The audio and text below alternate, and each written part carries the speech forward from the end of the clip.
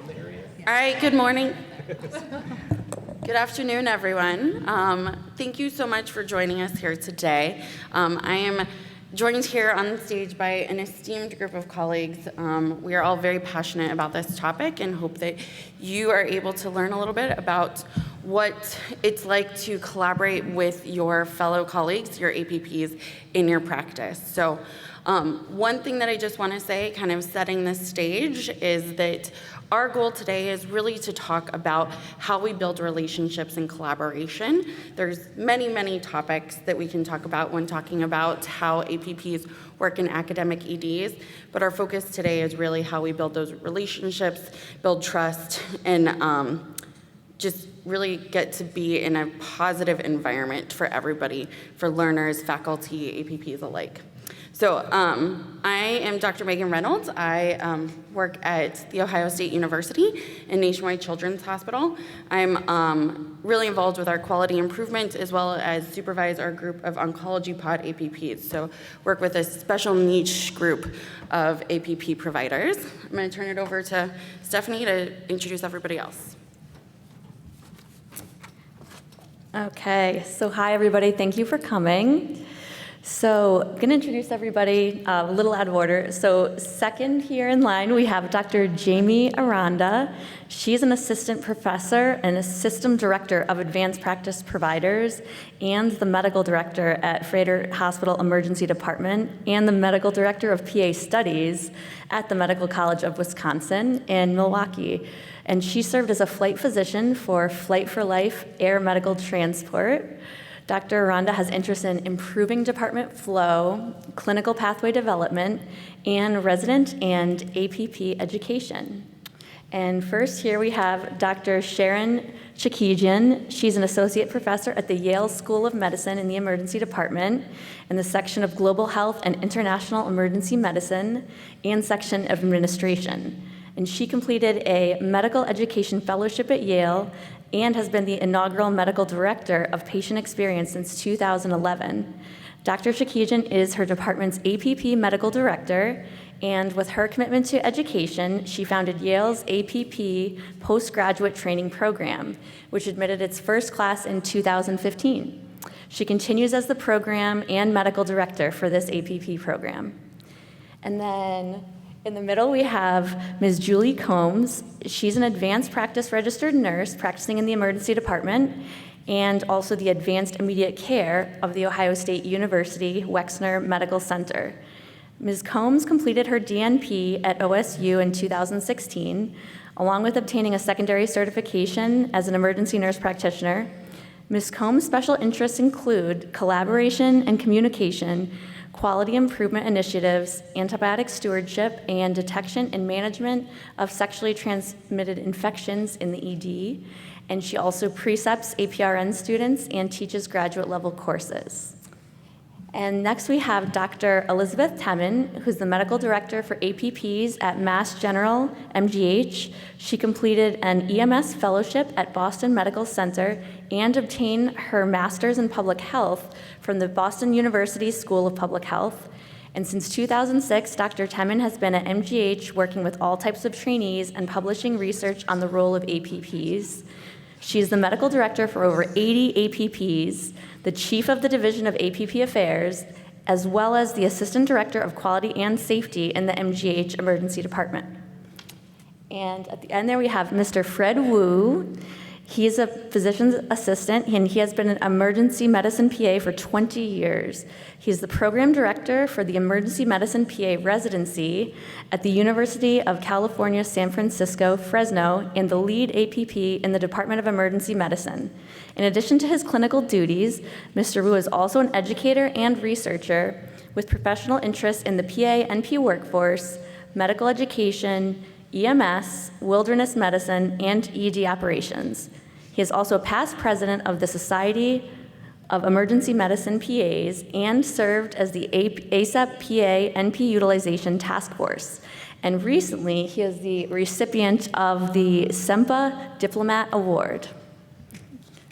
And last, I am an incoming M3 at Quinnipiac University. My name is Stephanie Balint, and I entered having already practiced as an APRN in the emergency department. So initially, I worked as a healthcare specialist in the National Guard, and then the traditional EMT to EDRN education, and then I wanted to go further, so I got my NP, and then I was very interested in continuing that education, so now I find myself back in medical school as an entering M3, and so hopefully I'll be joining you guys someday, and so I'm here to be one of the moderators.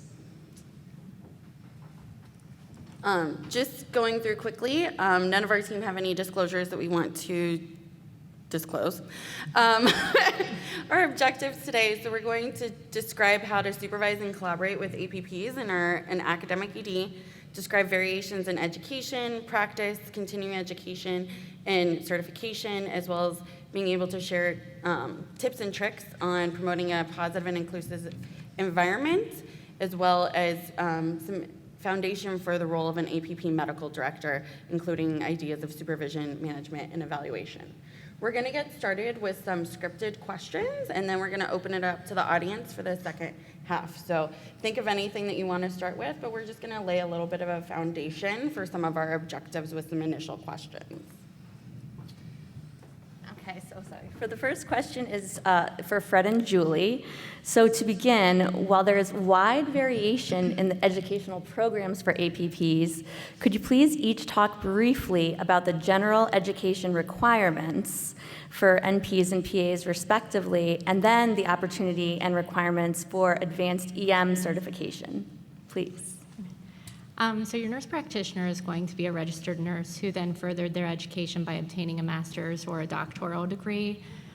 They do require some coursework. Usually it's between 3 and 5 years, depending which degree they choose to go for. They also require clinical hours as part of that degree. The clinical hours vary a little bit between the programs, anywhere from 500 clear up to 1,500. I did train at OSU, and they required just over 1,000. After you complete your program and obtain your degree, you then sit for a national certification exam through usually the AENP or the ANCC. You are required to recertify every 5 years through continuing education units, patient care hours. 25 of those education units do have to be based upon advanced pharmacology. There's also a new certification that came out in 2017 by the AENP, which is the Emergency Nurse Practitioner Certification. The majority of the nurse practitioners classically in the emergency department were either family nurse practitioners, acute care, or adult, but they realized that we needed a little bit more education in this specialty of emergency medicine, so that's why they created this certification. Part of that is 2,000 clinical hours that you practice in direct patient care. You then have to have 100 continuing education hours that is based on emergency medicine topics. You also have to require or have some procedure courses that are completed, and then you sit for a second certification exam in order to obtain that certification. On the PA side of things, so most folks come in with a bachelor's degree, and then for PA school, what's different is that you have to have some sort of prior medical experience. So in my case, I was a paramedic. Well, I still am a paramedic in case this PA thing doesn't work out. So we've had folks that were paramedics, scribes, phlebotomists, nurses, corpsmen from the military. So some sort of healthcare experience. And then on average, PA school is about 27 months, and it's trained in the medical model of medical education. So the first year, it's typically all the didactic courses interspersed with some clinical element. And then the second year is all the clinical training, and this is all full-time. So you're in school full-time the whole time. And PA education, clinical training, it requires, there's a mandatory, I think, 7 core rotations. So if you think about, EM, obviously, pediatric, psych, surgery, family practice, OBGYN, that might be 7. And then depending on the program, you can take electives. So, I've had many colleagues, do extra EM training, do, PEM training, critical care, sports medicine, things like that. And then, like what Julie was saying too, when you finish school, there is a national certification that you take, and then we have to maintain that certification also. I think it's 100 hours of CME every 2 years, I believe, and then taking a exam again. So that's to maintain certification. We also have probably, oh boy, maybe 8-9 years ago, they did start a CAQ, a Certificate of Added Qualification in Emergency Medicine. And for that certification, that requires you to have so many practice hours. It requires you to have so much clinical experience, education, CME, procedural requirements, and then it requires assigned attestation from a supervising physician. And then once you get all that stuff, then you have to take another exam, as you see what the common denominator is, all these exams, to earn your CAQ. And then again, there's a process for maintaining certification for that, along with your general certification. And then at some point, if we could talk about postgraduate training at some point, since that's kind of my little jam. So, but that's the basic gist of PA general education. Awesome. So next, we're going to have Dr. Chekijan. I totally messed that. Chekijan. I'm so sorry. Talk about how there's been a significant number of postgraduate training programs for APP developed. I was hoping you could speak a little bit to what the program at Yale looks like, as well as some of the goals of that program. Sure. So that's a really important question. The program that we developed at Yale is an 18-month program, and it's integrated actually with our MD residency program. And I think if you look nationally, and there are national listings online of different PA postgraduate training programs, some of them include APRN, some of them do not. We initially did not include APRNs, but have had some subsequently in our classes, and I can talk a little bit more during the question time about how that worked out. Was difficult, I can say. You really want to think about, why you're doing the program. A lot of places open a residency program or a postgraduate training program as an entry to a job. We decided that we did not want to do that. What we wanted to do was train people to work with our emergency patients and work side by side with physicians within their scope of practice and to the best of their ability. And so what's important to us is really that we have people that are invested in EM longitudinally, and we don't really stipulate that they stay with us afterwards. So it's not really an entry program, as some places have. Usually entry programs are about 12 months long, and they're really more like onboarding. So our program is distinctly not like that. Our PAs really take the place of an intern when they're in the ED and on off-service rotations, but they're only there for 18 months, so there's no equivalency between the MD and the PA program, and I think that that's something that comes up quite a lot, is this concern about workforce issues, which have been really prevalent the last couple of years, and how these programs are going to play into that, and we can discuss a little bit more during the during question and answer. But we tried to give everybody a fair sprinkling of acute care in the MICU, pediatric exposure, exposure to internal medicine, which is something that if you started out just working in the emergency department, you would never get, and then some elective time, and a lot of procedural exposure as well to make sure that people feel comfortable and that performing procedures and safe performing procedures. So I would say that that's really the main distinction between our program and perhaps other programs. And we've had people kind of go all over the country now and make us really proud. We've had great feedback. We had one, actually most people come from sort of a medic background, as Fred described. We have one graduate from our program who's actually gone out to the Pacific Northwest and now has quite a large position as a EMS and disaster preparedness director, in addition to some clinical duties. So I think it allows people to kind of perform within their scope of practice, but also maybe to reach a little bit further in terms of other jobs that they might seek out to support emergency care and emergency services.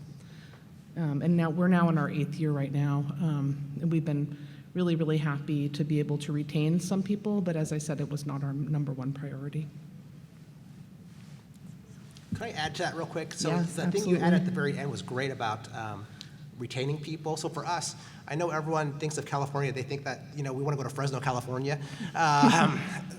it's a great recruitment tool for us to get people to stay in our area, either working with us, and we train them how we want them to function, right? So that's the one thing. Or two, hopefully they stay in the Central Valley, which is a very, very underserved area. Or three, like what Sharon was saying, they'll go off and make us proud and take the UCSF name and do great things in the Northwest or Midwest or East Coast or whatever.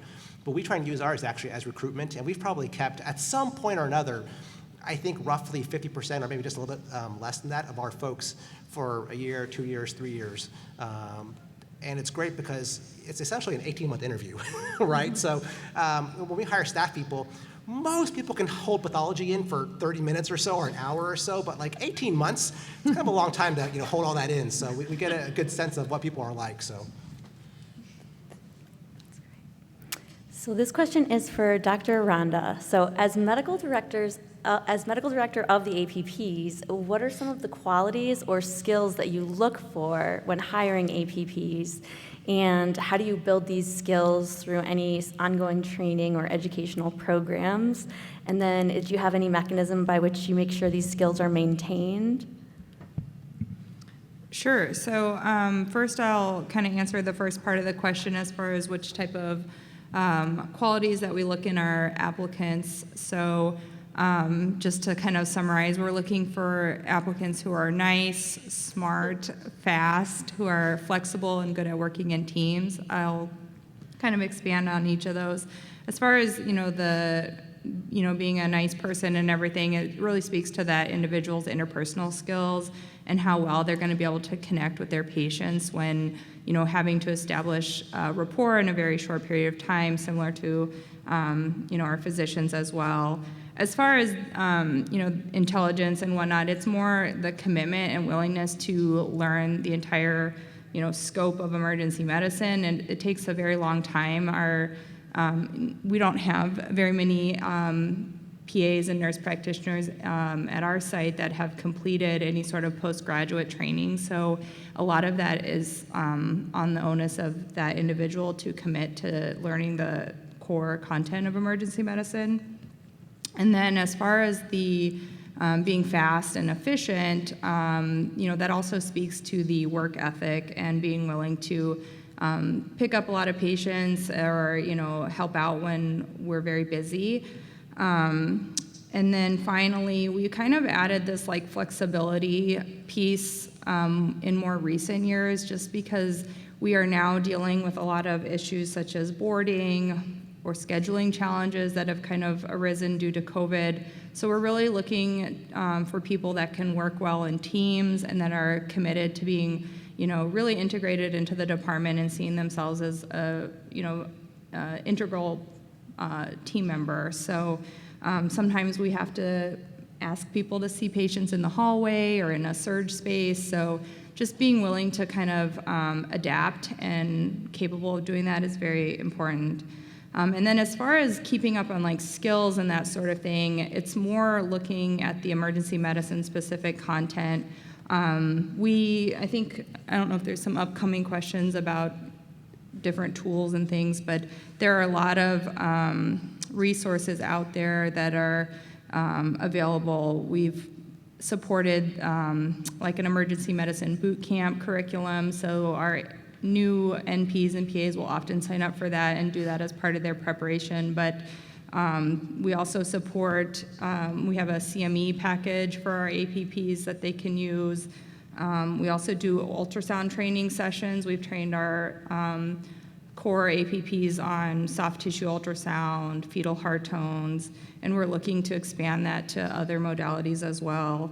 I also really like the CORD CDEM curriculum that's for medical students. There's a PEDS curriculum, an M3 and an M4 curriculum that's available online. It's a really great tool. So I do provide a lot of kind of resources to our APPs so they can continue doing that focused emergency medicine learning. So I'll pivot next to Dr. Temin. So Massachusetts General Hospital has a whole division specifically for APPs. If you could speak a little bit to what that really looks like on a day-to-day What that means. basis, as well as some of the benefits from being a division. And then how do you manage and supervise such a large group of people? They have approximately 80 APPs in their group. With a lot of help. So we are, I think the first, about 2 years ago, we became a division within the emergency department. And it's the first division of APP affairs within Harvard. And I think it really speaks to the fact that we are in an era of transition, right? So the PA and the NP profession both started in the 1960s, but it's really been in the past probably 10, 15 years that the numbers have really increased rapidly within emergency medicine. And because of this rapid growth, things are changing. And the structure that we had in place 10 years ago is very different than the structure we have now, and it's different than the structure we'll have in another 10 years. And so at each step, we're just trying to do our best and work together as a team and make things grow. And then we learn from that and adapt. So, but as you've heard, everybody does things a little differently, right? So many PAs and NPs only work in kind of lower acuity parts of the emergency department. Some, like in my shop, they work throughout the entire department. There is variations on independent practice. Some places have independent practice after you've worked for a year with full supervision. Some you walk right into the department right out of school and can be independent in certain areas. There's a huge amount of variation. And in my shop, again, it's every patient is staffed with an attending always, all the way throughout. But we don't know what the best practice is, and we're still figuring it out. And because this is a process of evolution, and we've made changes over the years, that was one of the programs we put in place kind of led to the creation of this division. So we have a program very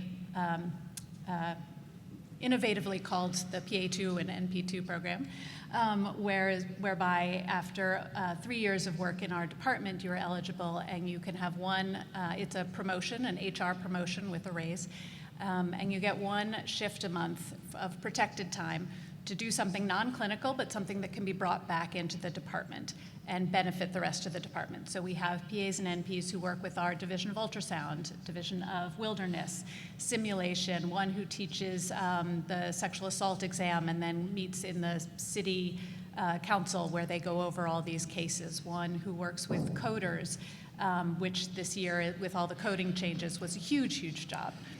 And so by allowing our PAs and our NPs to be part of the team of the emergency department, to start doing research, they start getting grants, they are teaching in national forums predominantly with our ultrasound team and some with simulation as well. They really meet the definition of a division, doing not just the clinical work, which is, the basis of the job, and it's really exciting to work in an academic hospital and have all of the resources, but you could probably work less hard and make more money if you work at a community hospital. So working in an academic hospital, you want to have all the other exciting things that come with it, like the research and the teaching and those opportunities. And so that was kind of the creation. And then it's also that same group which helps with a lot of the educational opportunities. So our ultrasound group does ultrasound training for all our new hires, for our group as they go into the higher acuity areas in the emergency department. We have a monthly simulation program for all our APPs that, initially was taught by me, but now with 80 to 100 APPs is taught by their simulation group. So that benefit is not only for the people doing it who become a content expert, but also is brought back into the department to teach our group to continue to grow. Excellent.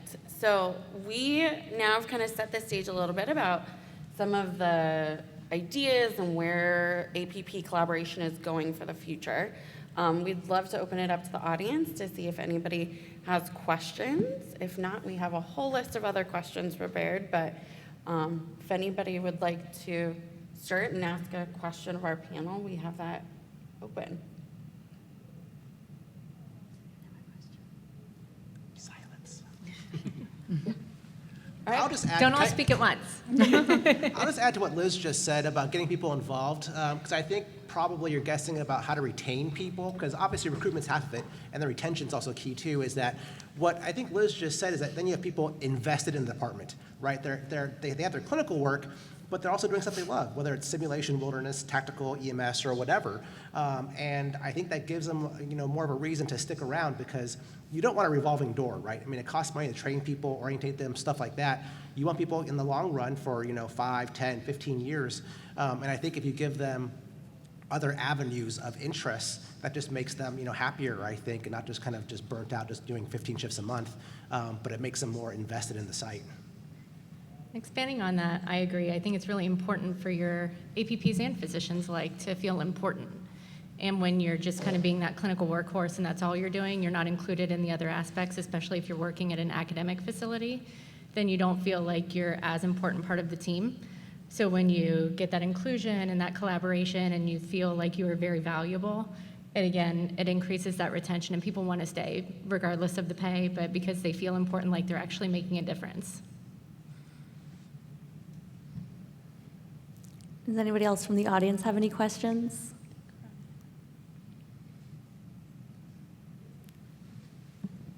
We have a lovely mic here, so.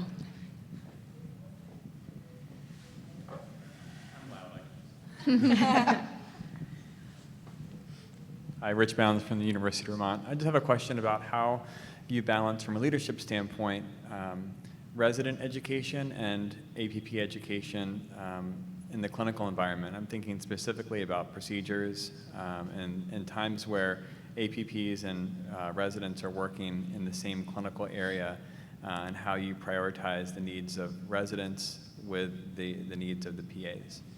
Yeah. I mean, I think we have a really, really busy emergency department, actually 3 sites that we cover. And so there's plenty of patients to go around and plenty of procedures to go around. Generally, our philosophy is if whoever has that patient, that's their procedure, with the exception being for staff PAs and APRNs, that we don't have them do intubations or central lines. For our postgraduate trainees, we do. They've undergone an airway course, they've undergone central line training, and so they are competent to do the procedures, and they've all gone through standardized procedures. So we will, if that's their patient, then that's their procedure, but they will frequently be supervised by an upper-level MD resident, and always by an attending. So I think that's a really important part of our program, is that we do believe in a physician-led team in all cases. And I think anybody that we've hired, we make that very clear when we hire them, and they all have bought into that paradigm. And I do personally feel that that's very important. It's a specialty with a fund of knowledge, and we need to protect ourselves and protect our patients.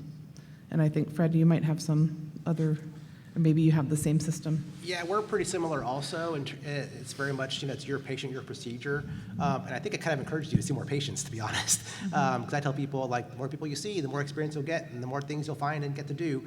But, for the most part, our staff folks don't work in our high acuity areas, except for conference coverage. So when the residents are in conference, we do move up and cover the ED with the attendings, with our faculty, and that's an opportunity for us for some of us, that intubate or put in lines and things like that. Some of our senior PAs, honestly, we give away procedures. So if a resident needs to do some more LPs or a reduction or whatever, we're happy to do that too. Hey, I got this guy who needs an LP. You want to do it? Sure, great. But I think, and then with postgraduate training, and I think maybe Sharon would feel the same too, since we both have postgraduate programs. We're both at high volume sites, like really high volume. I mean, if you need to see patients, come on down to Fresno.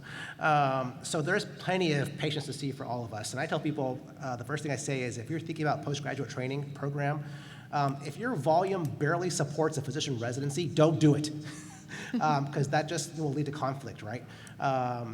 Because there just isn't enough if your volume isn't that high. But for us, and I know at Yale, we're super high volume sites. So there's lots of patients to be seen. I'll say we have our PAs and NPs work in our high acuity areas, so side by side with the residents. And we've tried very hard over the years to make sure that all procedures are really a collaborative process. So again, we do say it's your patient, your procedure, except for some of these high acuity ACGME required procedures. In those cases, we have our residents take the initiative. They're the ones who put the needle in or put the airway in. But we try and make sure that if a resident is taking a procedure, that the PA or MP who took care of that patient is part of the process. They are there to learn. They are, part of the decision making. They are in the room at the time. And alternatively, for procedures in other areas that may be less high acuity, an arthrocentesis or something, if a PA or an MP is doing it and there's an intern who hasn't done one, or an off-service resident who's interested or something, we try and bring them in. So we try and make it a very collaborative process on both sides so that everybody gets to learn in those situations. There have been moments of conflict over time, and it's really a matter of communication and making sure that each party feels that they are respected and part of the process, and that really can alleviate a lot of the stress of it. I just had one other thing I wanted to add. I think having a right-sized APP workforce and residency is the first step, and I also think having good communication between your medical director for the APPs and your residency program director is really important. So Yes. having those regular touch points and keeping that relationship collaborative really, I think, puts people's fears at rest. So I don't know how you guys feel, but honestly, I tell our folks that the priority is resident education. Yeah. Being at an academic center, that's the priority. And I fully get that, and I support that. Yeah. So, it's when we hire people, I just make it clear. It's, this is, the priority is resident education. I agree with Fred. I think setting that tone from the beginning is very important. And what Jamie said was also very important, that right-sized workforce, super important. None of us are making the decisions, I think, on how many people are going to be in the budget, or that, we started hiring APPs in the beginning into our emergency departments. And one particular area of concern, at Yale has been that we actually are a little siloed. So we have the university side, and faculty members are hired there, so the MDs, and then we have the hospital side where we have decisions being made about NP hiring and PA hiring. And honestly, even as the medical director, I have no control over that. I can say we need an extra person, and they can say we can't fit that into the budget. Or 3 positions could appear and I have to hire for them.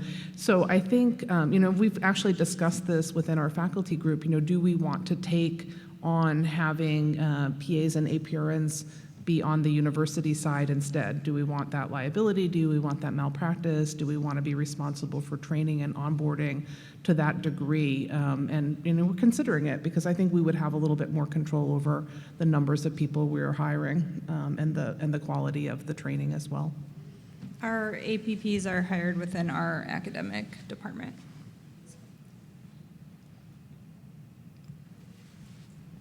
Any other audience questions? We got one. I'll move it over here. Hi, it's Steve Kroenig, University of Michigan. So I apologize, I came in a little bit late, and maybe you've mentioned it already, but can you comment on independent visits and whether or not, I think the laws may vary by state, but whether or not any of you have APP seeing patients independently? I didn't hear that question, did you? Oh, independent visits by APPs Independent practice. in the ED. So at OSU anyway, in the emergency department, the acuity 4s and 5s can be seen independently by the APPs. And then any acuity higher than that typically gets staffed by the attendings. If you're a new graduate APP and this is your first job, they do require that all of your patients are staffed for an extended period of time until they feel you have that comfort and that confidence in order to appropriately be on your own. We also have the advanced immediate cares, which is kind of, I call it an urgent care on steroids. So we do CAT scans, ultrasounds, IV medications, kind of like level 3s and below from the ER, and we do see those independently in the immediate care. But we're always staffed with an attending on site. So if we ever have any questions, even if it is on the level 5 rash, they're always available and make it very clear that we know they're available. Right, and then how do you decide on a per patient basis whether or not the attendings that become involved? Is the APP I think a lot of decide? it's the complexity of the patient. You start getting into advanced imaging, multiple IV drips and medications, then those patients automatically get staffed. Also, the patients who get admitted always get staffed with the attending physician, and the patients who get transferred, they always get staffed with the attending physician as well. All right. And do all those patients get physically seen by the attending, or is it just If we you know, staff them, directed? yes, they do get physically seen by the attending physician as well. All right, thanks. We're pretty similar, sorry. give me a No, quick- go ahead. That, we use ESI, which I know is not perfect. I don't think we have to debate that. But 3, 2s, and 1s are automatically staffed. The 4s and 5s don't have to be, and the faculty are always available to help with those if needed, just because we know that 4s and 5s can become disasters by themselves. And we also have a period of kind of, I guess, proctoring for our new hires. I think the biggest takeaway is whatever you do, have something. You have some guideline for what you're going to do. I've talked about this, quite extensively over the past 15 years or so, and I've actually worked with Mike Weinstock, who I think most of you know as the bounce backs person.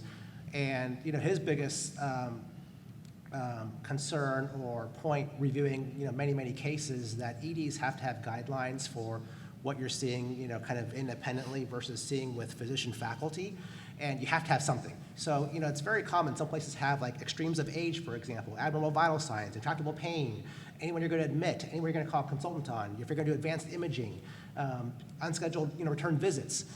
Having those guidelines in place are super, super key of saying, great, your PA or NP can see this, and this one needs a little more oversight to be able to justify that in case there's any type of medical legal action. I was just going to add that we use a similar model with the 4s and 5s. However, we've also really emphasized that there's, our NP and PA judgment is really important because essentially you're looking at somebody who has less training, as far as like our nurses deciding then who the docs see. So because we use the ESI system, we also have that layer of, judgment, and we always have on-site physicians that can be available to staff as well. Yeah, we do it a little differently. As I said, every patient in our department is seen by an attending physician at all times, no matter of the acuity. And there are a couple different reasons for that. Kind of just a logistical reason is that because our APPs and our residents work side by side, they may be passing off to each other. So if a PA is going to pass off to a resident, then the attending has to have seen that patient. So it kind of just works with the workflow.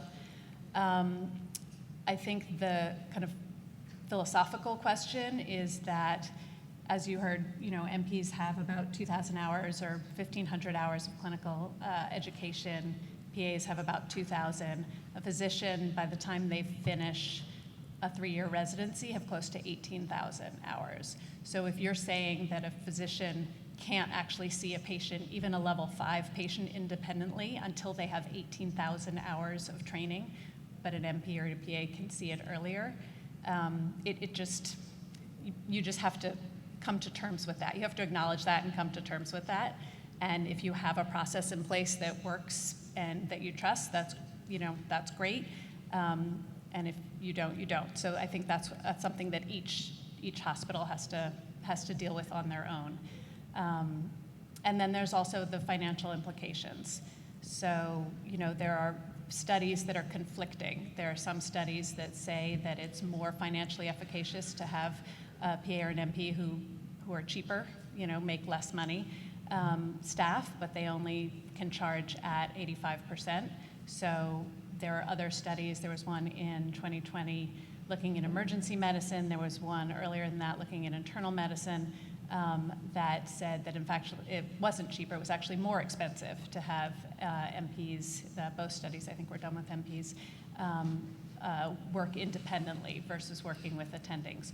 So it's something, again, that I think each hospital probably has to look at their own practice and charging patterns and financial implications to see, because that's a lot of times it's pressure from leadership because they think it's financially beneficial, and sometimes it is and sometimes it isn't. But I think the upshot is really making this work as a team, because both PAs and NPs and physicians. And emergency medicine is a team sport, right? Like, we never are working alone. We're always working in an academic hospital with our residents, our students, our nurses. Everybody is part of the team and is accountable, and we want them to speak up and to be part of this. And so I think making this very much a team process does the best for our patients.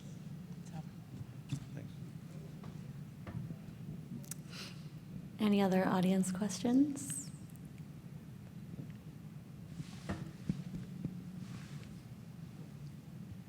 Can you speak a little bit about the difference between the NP and PA for some of the post-training programs, and why there was a inclusion of PAs primarily versus NPs, and sort of what what the thought process behind that was, or in terms of hiring practices as well for the department?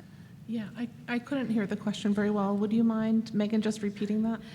So the idea of whether to have NPs versus PAs in your postgraduate program, and additionally for hiring practices, if there is a difference in. Yeah. We actually have found quite a difference. We've had a couple of MPs join the postgraduate training program, and as Fred alluded to before, the model for thinking is quite different. So instead of more of a biomedical model, it's more of a patient-centered model for thinking.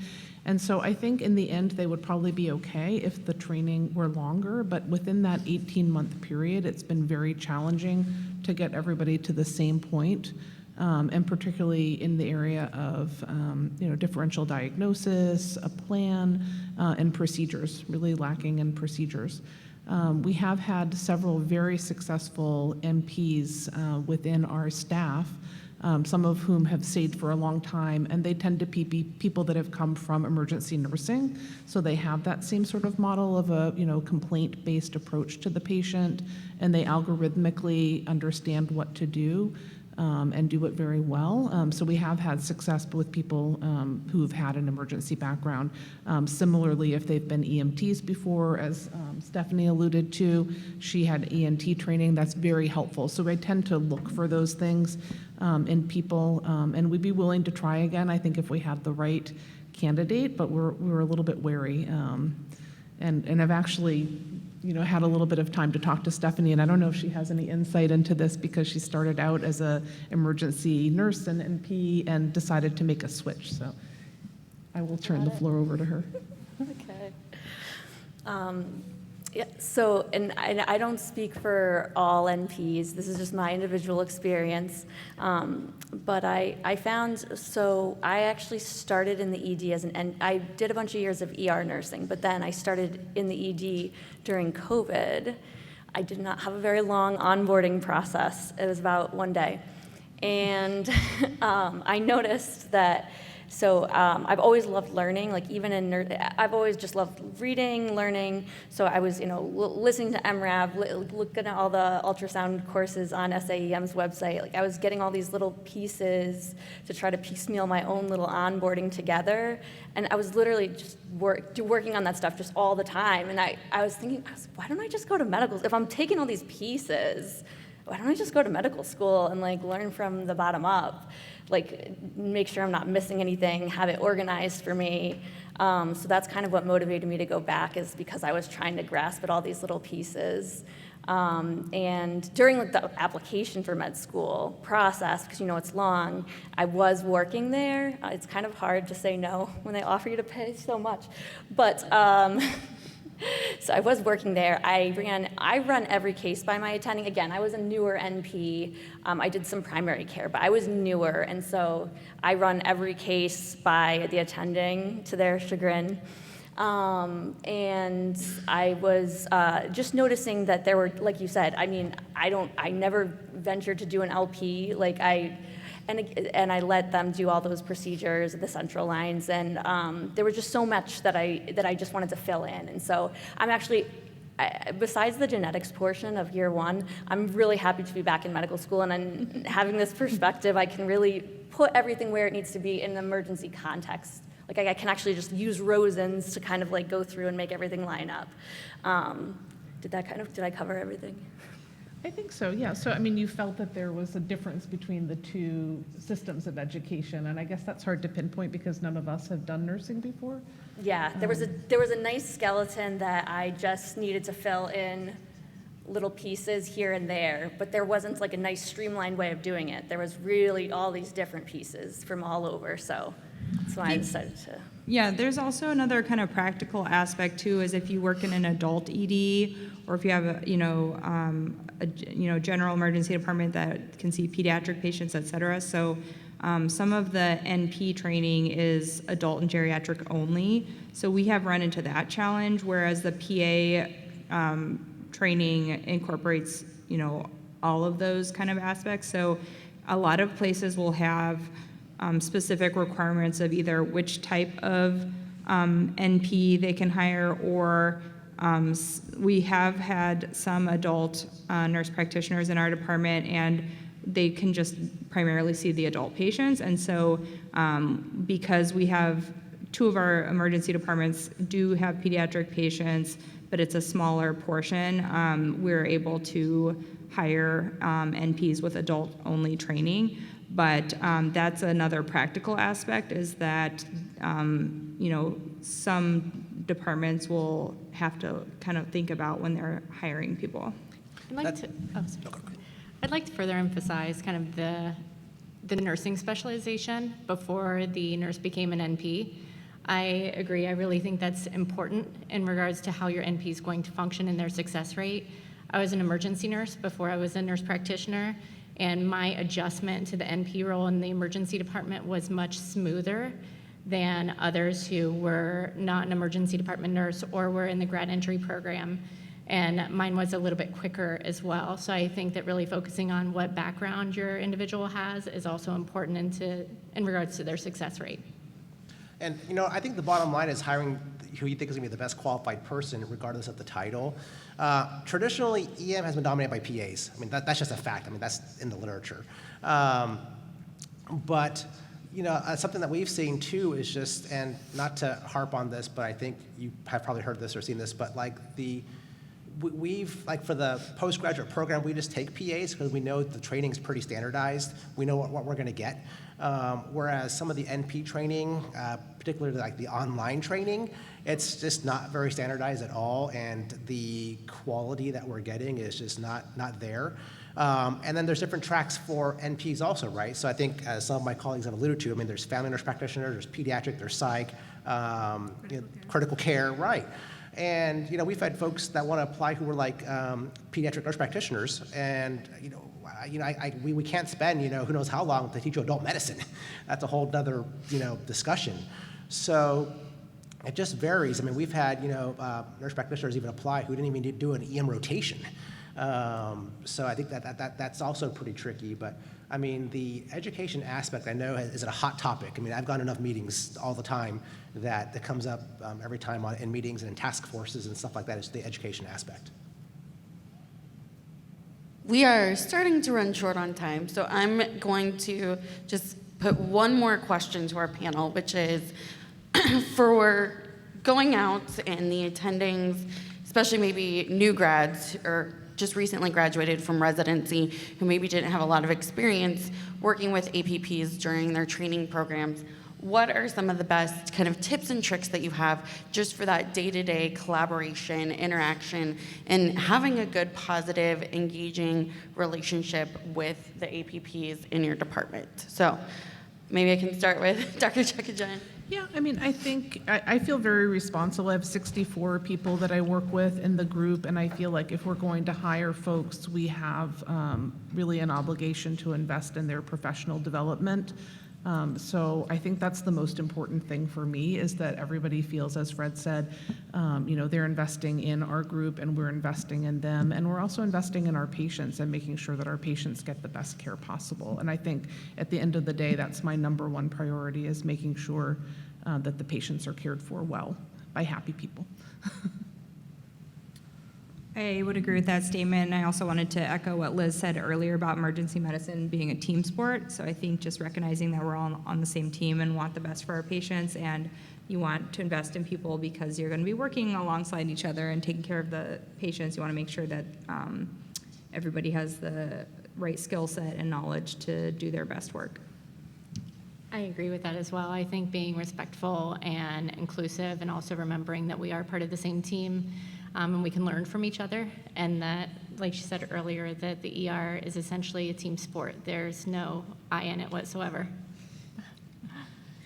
Yeah, I think for new attendings or residents just coming out of training, you're going to be working with PAs and NPs, so we need to be training our residents for that. There is almost no place that they will go where they are not part of that, and so they need to understand the capabilities of the people they're working with. But as said, they need to approach their group as a team and respect them and their knowledge, and really. Respect them as part of the team, not as someone who's they're going to scut out and kind of just do the dirty work, but really respect their knowledge and be part of the team and work together. So, I tell all of our new grads when you get out there is help us. If we come to you for help, just help us, right? Or offer to help. There is no better way to, I think, build trust, build that relationship than to want to be helpful and to help, me or Julie or anyone else out there. And plus, it shows that you're willing to listen and to work with us. And I think that's going to help encourage more involvement, right? Because you don't want to be standoff and be kind of a jerk, right? Because then they're not going to come to you for help. And one of these days when they should have come to you and they don't, there's going to be a bad outcome. So I think if you're being open and helpful and respectful, like what all my colleagues said here, that's just going to build the relationship to help enhance the team.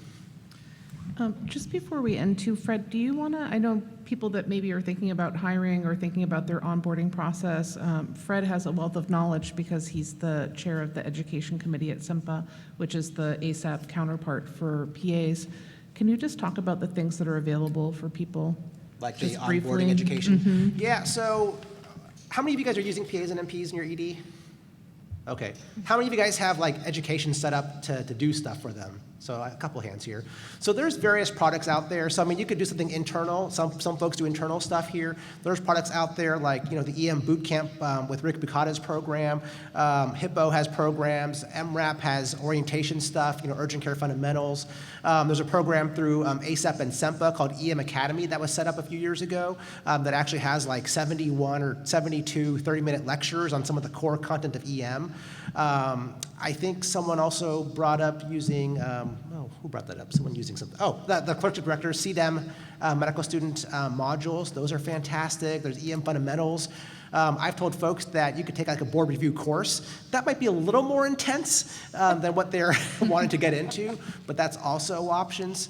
There's procedure courses out there that teach you how to, do suturing, INDs, LPs, paracentesis, things like that.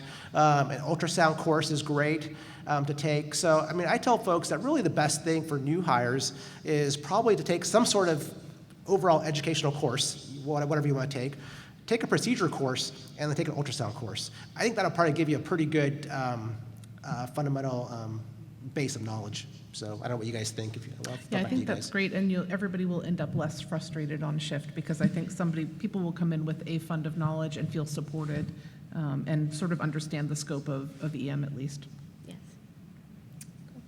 Thank you all so much for coming. I would encourage you to also either reach out to any of our panel members. I'm sure anybody would love to talk about this, as well as if you want to search in PubMed, there's some fantastic articles for many of our authors here. So encourage you all to look at that. And thank you so much for your time and attention. Thank you. Thanks.